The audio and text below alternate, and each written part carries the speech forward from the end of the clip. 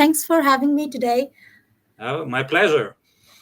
Uh, so Madhu is having some problems with camera, so you'll just see me. I'm sorry. Uh, but let's get directly to the point. In two sentences, what was your idea and how does it help the world? So, we develop AI powered conversational chatbots for tutoring as well as for career guidance for any students in UK or any prospective students who are looking for a career or studying in UK. The problem actually started because I was having some of my own personal problem. And when I was studying from India during COVID, but I was enrolled to a UK university, and I realized that it's quite difficult for international students to get all the information online and having all the options possible. So, in one sentence, I would say the problem is for people to maintaining the student support services for the universities for all the students are quite difficult. We are trying to help. We're trying to solve that problem. Excellent.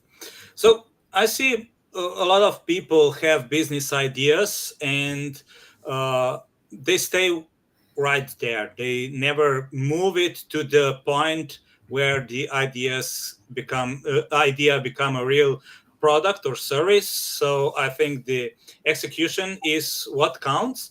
And I'm interested, what was that moment for you when you went from this idea in your mind to that breakthrough? Oh, let's make it real. Let's not stop just thinking of it as possibility, but create something of it. What was the trigger, or who? Um, so actually, I guess a lot of people start with their idea, and I saw a really nice video of Sam Altman having a conversation with his brother. What is the point that you should actually look for a project, and what is the point to give up if you are working a project for a very long time? I guess for the trigger point, every problem people realize most of the cases comes from their own personal problem, some friend, family, or they are facing that problem themselves, and they try to solve it for them or for themselves. That's when an idea is born.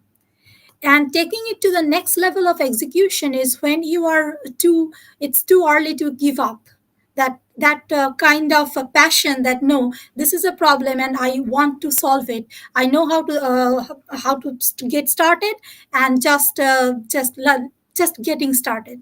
For me, it was when I was having trouble keeping up with the university's courses online. I actually tried to join webinar at that time during COVID, online webinars, and those were not very useful either. But the attendees came to them. I tried to talk to them afterwards, or they were actually sending messages even in the chat that has anyone faced these problems. And I realized that it's not just me. A lot of students are actually having the similar problem. Then I started thinking that maybe there will be a better and efficient way to connect all these people and getting them the answers they know. And those answers are quite easily available on the university website or online, but looking and finding for them takes a lot of time, or people don't know where to get started. So I started thinking that maybe we can develop a chatbot for our university. Actually, I started it just for our university. And I talked to our student startup team. They said, yes, it would be really useful. And I just got started. But I'm not the technical co founder of our company. And finding a technical co founder was one of the challenge. So building a team is one of the challenge. Building an proper execution strategy, a roadmap, is one of the challenge.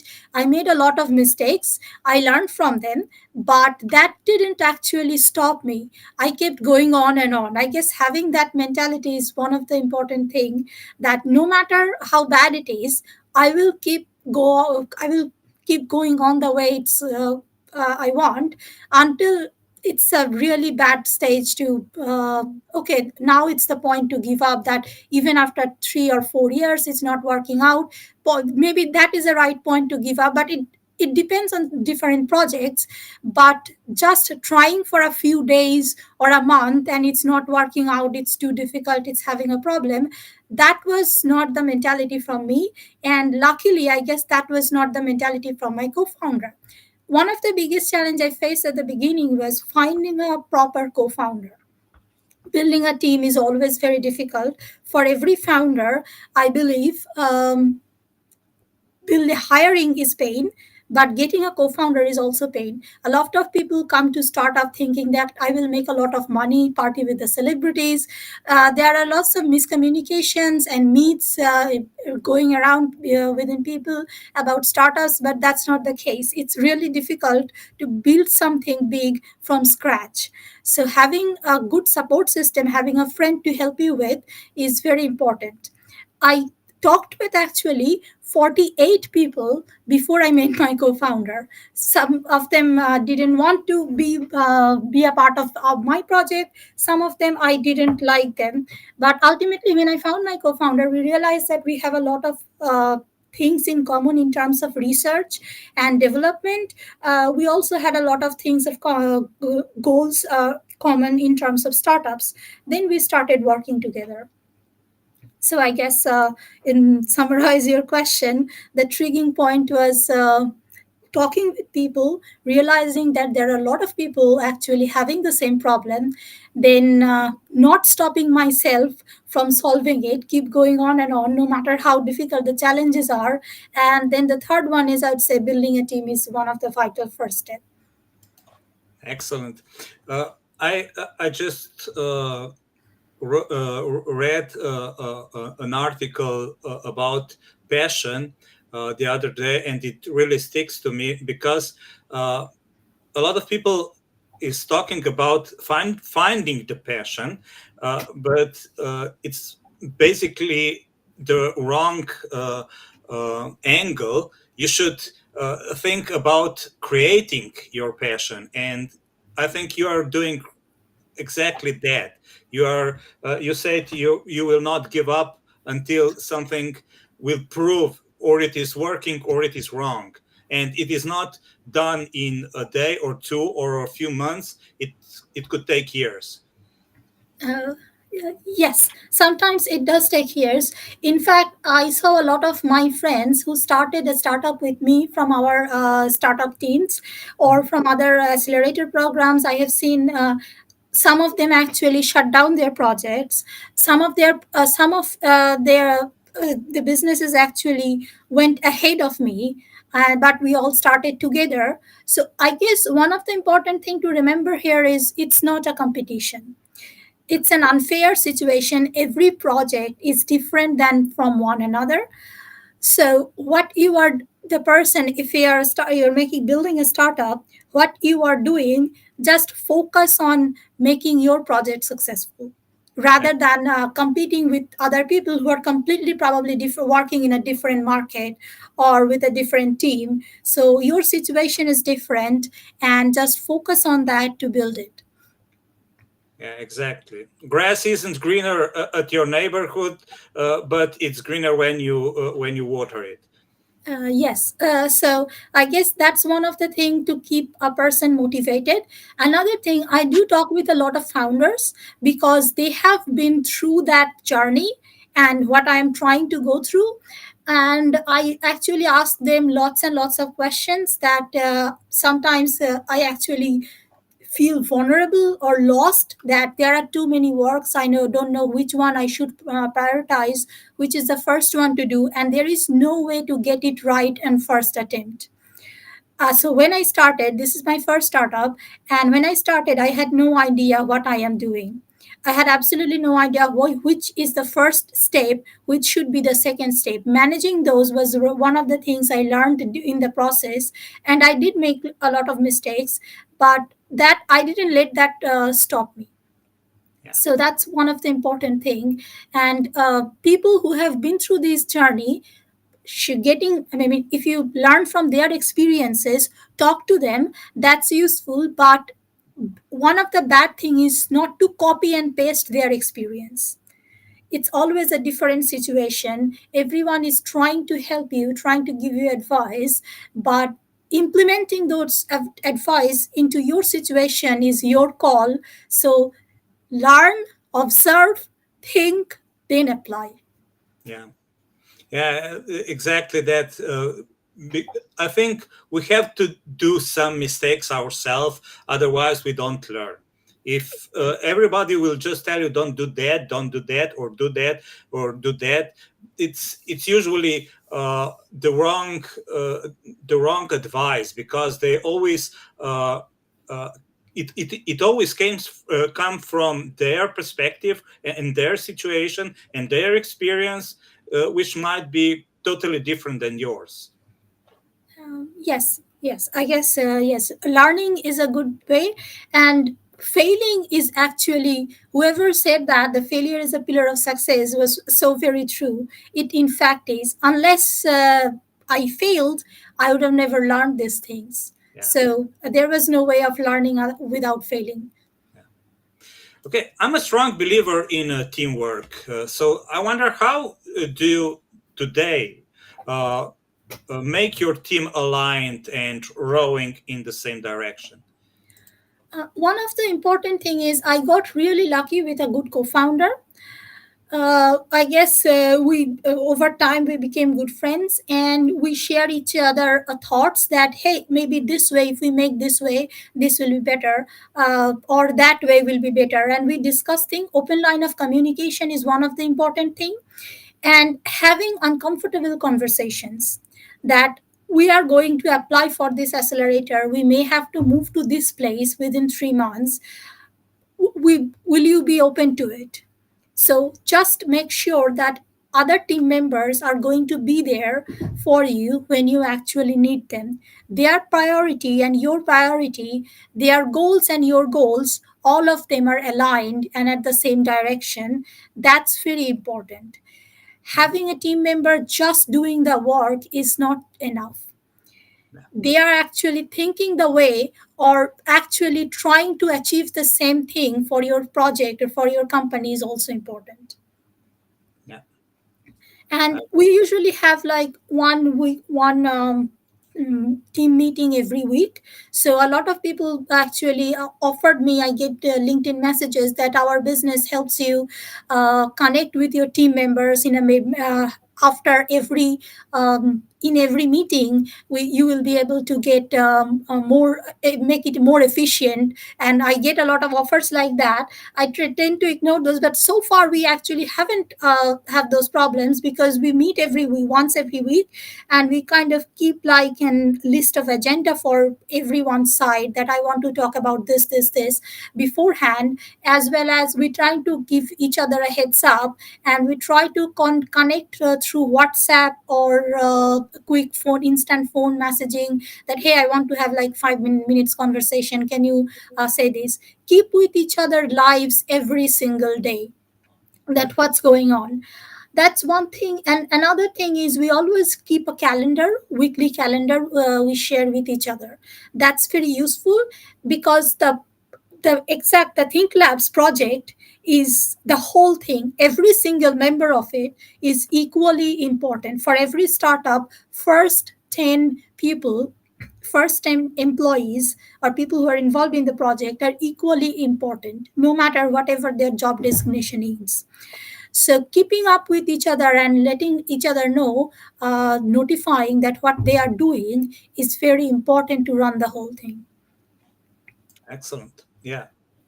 So, if this podcast can help you with something, so what would it be? What help can you get from our listeners? I guess mm, I would really like to see a lot more founders here, and them sharing their experiences, how they are launching from the market, going to market, and what are the challenges they are facing, how they are going to solve it. For example, I remember one of the talks I heard in our student startup team when we were doing the incubator program. One of the invited speaker was Aaron Gilbert. He actually is the co-founder of the flower company, but he's, even though I am involved in a tech startup, but his experiences about marketing and when he was trying to set up his business in European market, what are the challenges they faced and how they actually overcome it. Those were very useful for me, even though the startup market and the target audience and the market was completely different and the startup projects was completely different. Still, that his experience and what he just shared was very useful to me. So I guess your platform is kind of building that diversity, and I really like to learn more from different founders and learn more about their experiences. Excellent. What would you, from your experience, say to our listeners about your launch and marketing and this kind of perspectives? So one thing is, try to take one step at a time. I tried to be very hard on myself at the beginning, and I tried to say that why I can't do 10 tasks together. Why am I so bad? But that's not true. I really can't do that. Nobody can. Try to take one step at a time. I guess I kind of made an own algorithm of mine, which one, a calendar, which one I should do first, which one I should do second. And I'm actually doing a PhD at the same time, and my startup is in AI and my PhD is in pure maths. They don't really match. And I guess the job of a founder is quite diverse. They have to take care of so many responsibilities. So no coursework can be actually correlated to them. So it has to be different all the way. So at the beginning, I felt lost, completely lost. I had no idea what I am doing, where I am going, and I made lots of mistake, wasted a lot of time, and a lot of my work got wasted. But over time, I learned to manage things. That what are the first priorities? That development before launching the market is very important. One of the most important thing is make something that people actually want. Go through the beta test, talk to your users, find out their problem, and build something that solves that problem.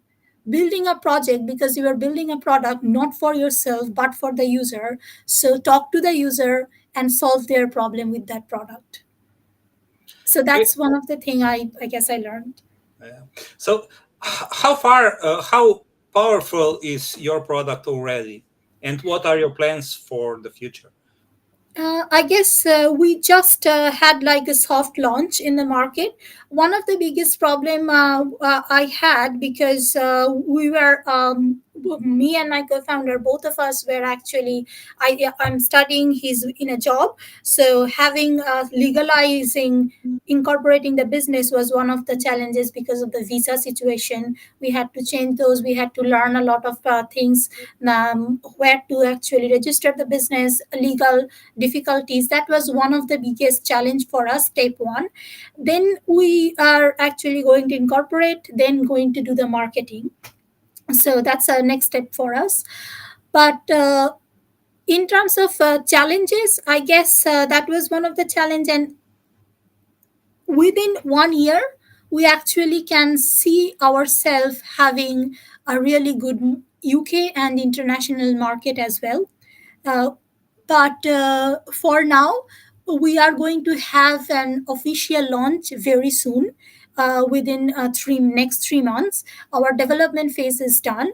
And what unique we did is basically my co-founder is a machine learning researcher, and I did all the market research, and because the idea started from me, so I guess the design of the product we did quite unique. One of the biggest challenges students face, their academic counselor or educator, that their tutor is not connected with their career support advisor. A person who is tutoring them, for example, my math tutor is not as same as my career support advisor. My career advisor has no idea how good I am or bad I am at mathematics. Similarly, my math teacher has no idea what kind of possible jobs out there that would be suitable for me. So CareerMate is one of the platform that help people solve that problem. It's the only one single person that have both of your information, that actually can track your progress, that okay, you have performed really well in module 1 2 3 4, but did not perform very well in 5 seats. Based on analyzing that data, maybe job ABC will be more suitable for you rather than DEF. So it's connecting the educator and career advisors together in one platform. So they can already tested it. If you want, if I would be some beta tester, can I already do that? Uh, Actually, yes. So first phase we did was beta test, and that was just for career guidance. So that platform is right working is on running right now. But the next step is for us. We are doing the beta test to make it for GPT-4 for everyone. Basically. For career guidance as well as for tutoring at university level. Yes, that's our actually next step. Excellent. So we'll look up for your uh, big launch. Yes. So basically, another one of the two important thing is through proper prompt engineering, we made the platform faster than ChatGPT. If you ask the same question to ChatGPT or Bing, the responses are will take quite longer, and it's not as streamlined as and accurate as us. That's one of the thing. And another thing is the chatbot has user intent and emotion detection technology. It will always generate empathetic responses so that the student, they are looking for career guidance always under the stress. So it will help someone to embrace that stress, but it's not a career. It's a career support chatbot, not a mental health support chatbot. So it can deal with the stresses, but not with anxiety or depression. Which brings me to my third point: is we have taken care of, tried to taken care of AI safety as much as possible, because we realize that the users can be less than 18 years old. So if anyone says anything self-harm, abusive, or any bad languages, the chatbot will automatically stop working. Okay, I understand. Great. Would you add some final thoughts? I think we are within our boundaries right now. Uh, I guess only one thing I would like to say if anyone's listened to this, we have a very simple website right now, and I understand that websites can be with a lot of data and with a lot more interactive and lively. We have a very simple one right now, but go visit our website, go to our chatbot, try it, ask it any questions you'd like, and try the chatbot to find out any information you are looking for UK universities courses and career support. It's a very simple user interface. We made it very simple because the chat responses are very, very powerful. It's more accurate to solve your problem. So try, go there, go to our website, try the chatbot. It's for you guys. So you should definitely all of you try it. And we Excellent. hope we can solve our problem and grow more. We'll put the links in the comments so you can easily find it. And uh,